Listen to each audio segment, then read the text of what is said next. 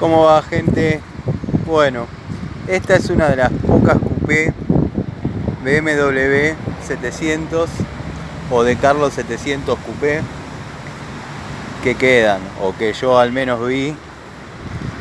Yo tuve una en el año 96 y le había puesto, renegué bastante para hacer esa adaptación, pero le había puesto motor de Fiat 128.100, dejando la caja original de Carlos.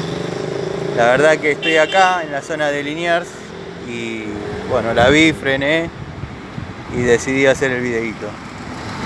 La verdad está muy linda de casco, venían en una chapa muy gruesa y nada, muy linda la cupecita.